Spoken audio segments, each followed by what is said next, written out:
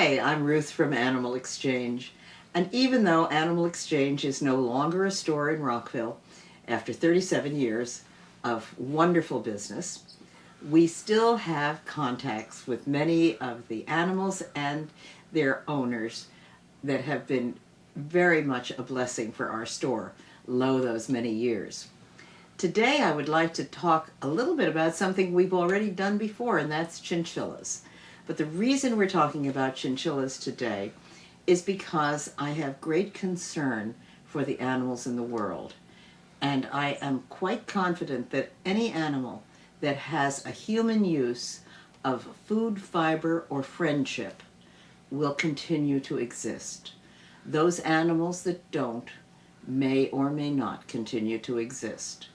So if you think about the fact that we probably will always have cows, as long as we don't all become vegetarians, and we always will have animals that produce fiber for us in the form of wool, and the fact that we will always have animals that we have treasured at Animal Exchange for so many years because they are the perfect companions and give us the friendship that is much more pure than any type of friendship we can have.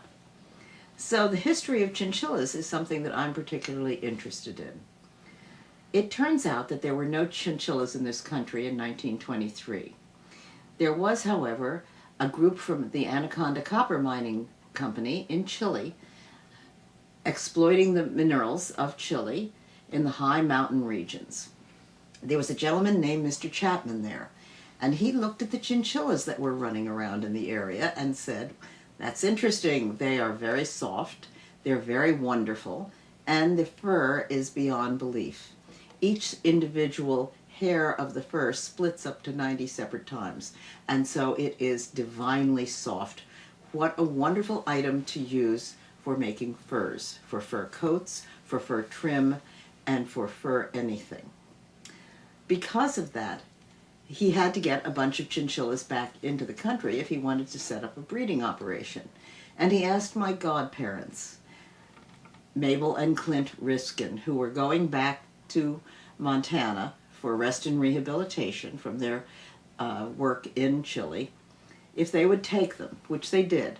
They packed them up and they boarded the Santa Rosa ship to return to the West Coast.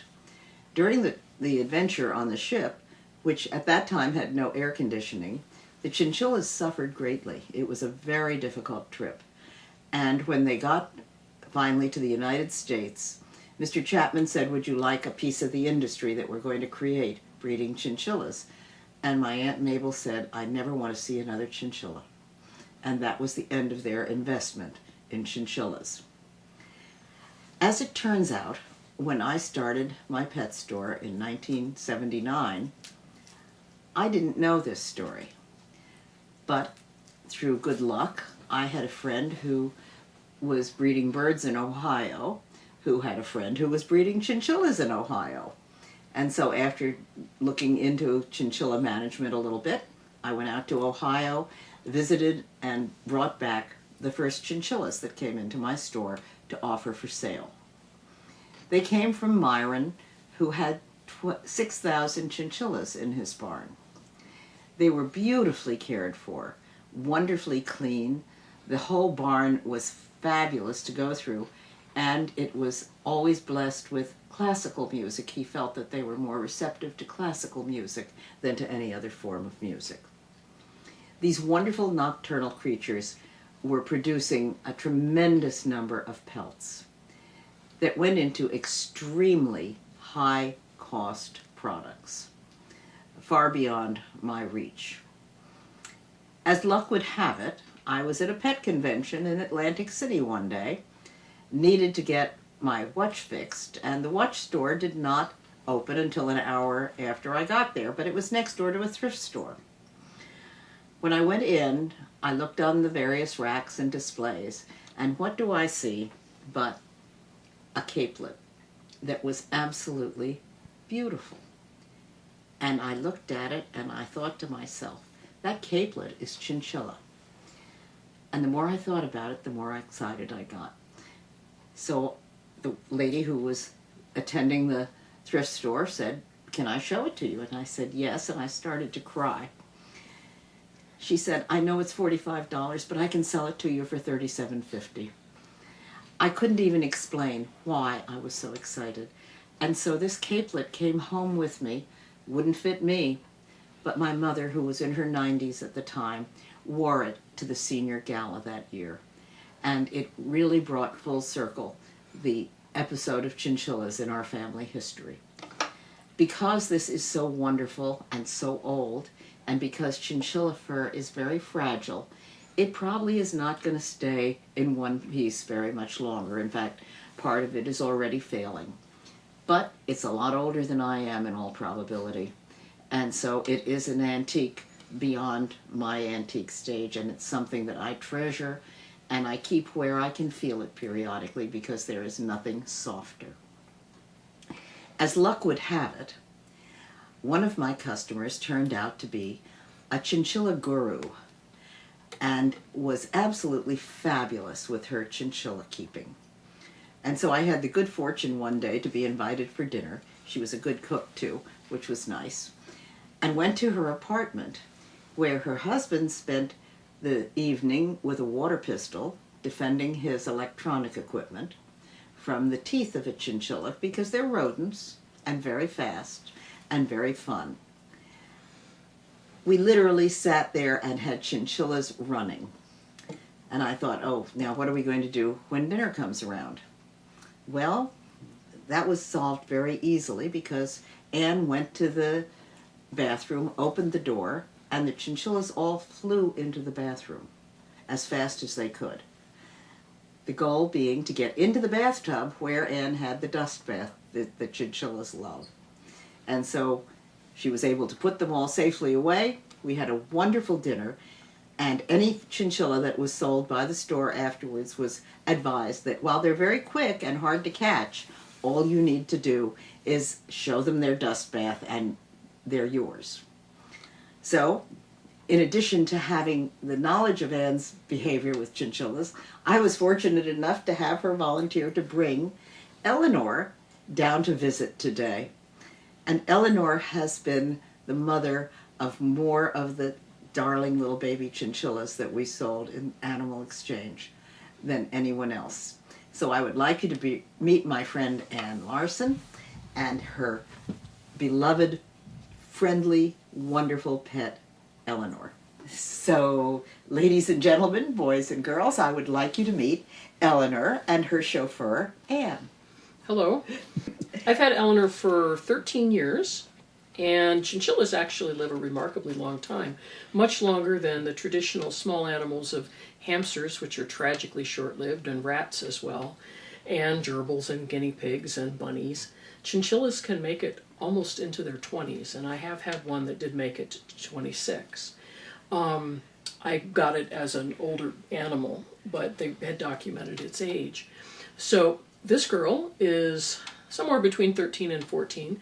She's a very calm chinchilla. She's very friendly, and she's quite large. She's unusually large. And her mate is a standard, what they call an agouti-colored chinchilla, meaning he's the color that they are in the wild. She is what's called a gunner black, which means that she has a darker body on top, and then she's got a pale belly. And she has produced one solid black offspring. Only one. So the genetics on that are very recessive. She is a great deal of fun. She's super fast. I like to say that these are quantum rodents because just when you think you know where they are, they're not. And that's why the dust bath trick is so incredibly helpful. They're also born, they are precocial, which is related to the word precocious, meaning when they're born, they have all their fur, their eyes are open, they have a complete fanfare of whiskers. I have a friend who called their whiskers fanfares, and I loved that. And within 1 hour, they can leap like grasshoppers. And they are just among the dearest baby animals I've ever seen. They love to cuddle. and they are escape artists. And they don't particularly care that they've gone to the other end of the house and Mom is way back in the cage. I did have one I had to pursue. It had gotten under a piece of furniture, and so I brought Eleanor over, and it was like, hi, Mom. So, I'm having adventures. And Anne, how many children has Eleanor had? Eleanor has had over 30. I think it's like 32 or 33. Which is tough because they don't have very many at a time. No, she usually only had, she's had one where she had a single kid that was a good-sized child. Usually it was 2 or 3.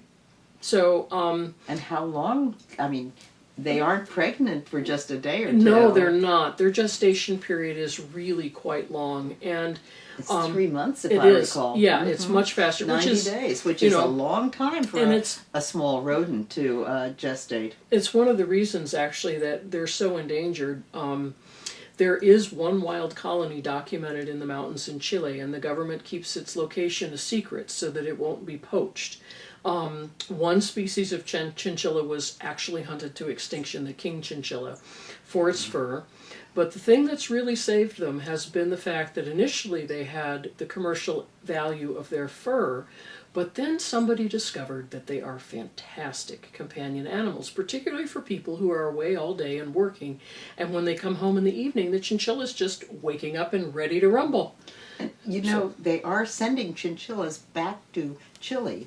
Oh, from really? breeders in Pennsylvania. Oh, that's good news. Because there has been a desire in Chile for more breeding population. Excellent. Which is not necessarily for release, because releasing a captive raised animal is not a simple thing. Mm-mm. But in fact, there will always be chinchillas as long as we treasure them for fur, fiber, or friendship.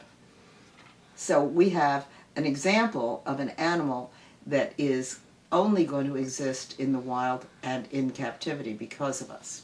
One of my favorite tricks with chinchillas is to ask you to count how many bites it takes for a chinchilla to eat one raisin. And Eleanor knows I still have one more raisin for her, so she's been campaigning. So see if you can count how many bites that took, because it isn't just one. We had one chinchilla who was not as adept as Eleanor, who I believe took about 60 bites to get one raisin down. Mm-hmm. But Eleanor has a large mouth, and she's being very gracious about chewing right now, so you probably have been able to count pretty well. Another treat that they particularly enjoy are rose hips, which are also quite good for them. Chinchillas, like human beings and guinea pigs, cannot produce their own vitamin C, and it's very important that they get at least 250 milligrams a day. And my guys get 500 a day, and they will eat a vitamin C pill, even the non-chewable kind that are not sweet. They will eat one like candy. They love sour things, and I think it is because of that natural need. They are an unusual animal in that when they were first being bred, they fed them too well, and they were not fertile. They would die young, and they could not produce offspring because they fed them as if they were rabbits. They, in fact, need a very low-quality diet. It has to be high fiber, very low fat, and it's very important that you feed a chinchilla a dedicated chinchilla pellet. You cannot feed a chinchilla on rabbit or guinea pig food. They will not do well. But they live in the high mountains in Chile in a very marginal environment. It's quite cold, and like pikas, they eat the dried vegetation that's up in the tundra areas and the grasses on the lower slopes. But it's not a high-quality diet, and if you give them too many calories or if you give them too much fat, they will not do well. She's certain I have another raisin. Yes, she is. Look at her. I'm sorry, sweetie. You had 3. That was your quota for the day. You don't want to feed them too many raisins. No, she gets 3 a day. That's it. 3 is all they get, and that is more than sufficient. Yeah, she gets an alfalfa pellet, chinchilla pellet, and as much Timothy hay as she would like in a day, which is usually a good handful. Anyway, I wanted you to meet Eleanor because she may be the parent of one of the people watching this video's chinchillas. Bearing in mind that this funny little rodent can live 26 years with good care, and probably more, to be perfectly honest. Yeah. I wouldn't be surprised at all to hear about 30-year-old chinchillas. If you are interested in chinchillas as pets, you can now buy them in the pet trade, although initially the Empress Chinchilla Co-op, who marketed most of the pelts from chinchillas, would not permit the sale as pets, because the thinking was, if anybody sees how cute they are, they won't want them to be made into fur coats. There's some validity to that, and I suspect that there will never be a chance that Eleanor is hanging on anybody's shoulder No. any way other than on the hoof, because she is a wonderful pet. But do think about the fact that it is the fur industry that has enabled us to have that wonderful chinchilla capelet, although not in the price range that it was originally from my perspective. Why it is that fur industry that has been the reason this species is existing, which I find to be a very satisfying reason to encourage all of you to keep and know about animals that not only have uses as friends, but also as food and fiber, because that's where our world is going. I would be happy to see more animals have uses, and in fact, Myron, who we spoke about initially, did save the bodies from his harvesting of the pelts and ate them for dinner, which is super definite recycling. So thank you all very much for viewing our little presentation. Thank you for learning more about chinchillas. While you can no longer reach Animal Exchange, if you have any questions, you're welcome to email the old store email address, which is animalexchange@erols.com. It's EROLS.com. And as time permits, I will be happy to answer any questions that I can help you with. So thank you very much, and enjoy your pets.